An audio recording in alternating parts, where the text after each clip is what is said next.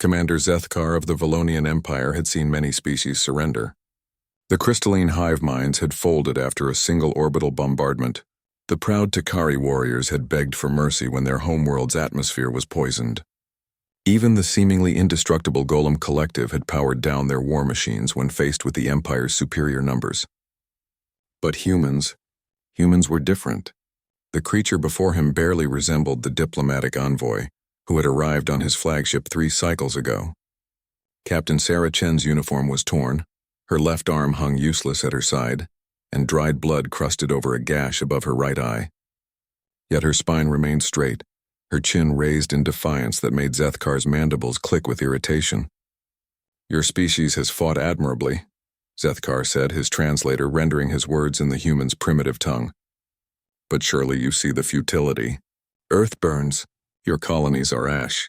Your fleets are scattered debris floating in the void. Submit now, and I will grant your people a quick death rather than the slow agony of plasma mining on our prison worlds." Sarah's laugh was bitter, devoid of humor. "You still don't get it, do you? After 3 years of war, after watching us throw ourselves against your shields until our bones broke, you still think this is about winning or losing?" The Valonian commander's 4 eyes blinked in sequence, a sign of confusion among his species. In his experience, all species fought for victory or survival. What else could there be? "Your logic circuits are damaged from your injuries," Zethkar observed. "Perhaps medical attention will—" "My logic is fine."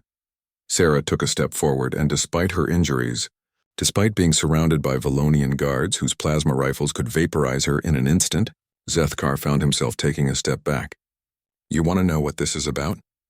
This is about the children on Kepler 442b.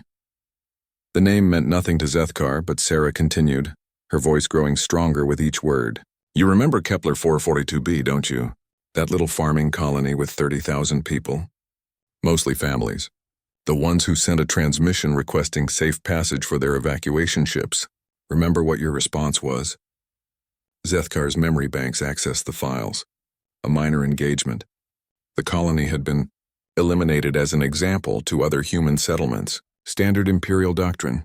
"You killed them all," Sarah said, her voice now carrying an edge that made the seasoned warrior's combat implants register threat warnings. "Every last one. Children who had never held a weapon. Mothers trying to shield their babies. Farmers who just wanted to grow food and live in peace." "It was strategically sound," Zethkar replied, though for the first time in the conversation, his voice carried a note of uncertainty. "Fear is an effective tool of conquest." Sarah smiled, and it was perhaps the most terrifying expression Zethkar had ever witnessed. It held no warmth, no mercy, no sanity. "Yes," she agreed. "Fear is very effective.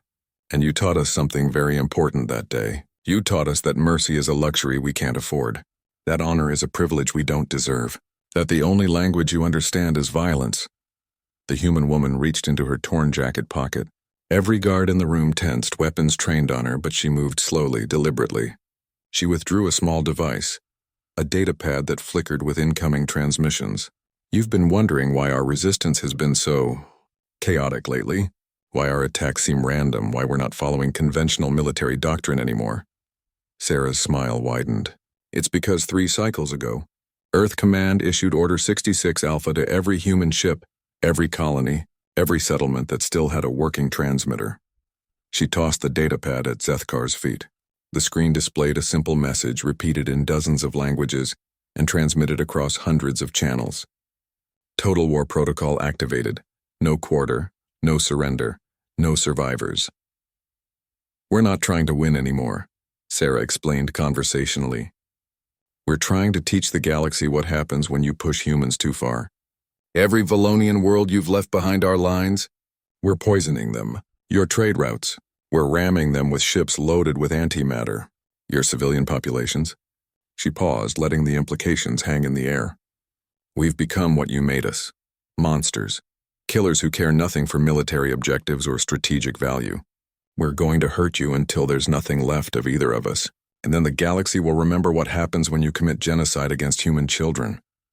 Zethkar's translator struggled with the next words that came from the human. They were in her native language, but somehow their meaning was clear. "This is for Kepler 442b. You bastard." The explosive device hidden in Sarah's injured arm detonated, taking out the command deck of the Empire's largest dreadnought. As the ship died around them, emergency klaxons wailing their death song, Zethkar's last thought was a terrifying realization. They hadn't been fighting humans. They had been fighting what humans became when you took away everything they loved. In the depths of space, 17 other ships received Sarah's final transmission. 17 ships filled with humans who had nothing left to lose, nothing left to protect except the memory of children who would never laugh again. The Valonian Empire controlled 1,000 worlds and commanded fleets that blotted out stars. It wasn't enough. Humanity had learned that sometimes the only victory left is making sure your enemy remembers the price of pushing too far. And humans, it turned out, were excellent teachers.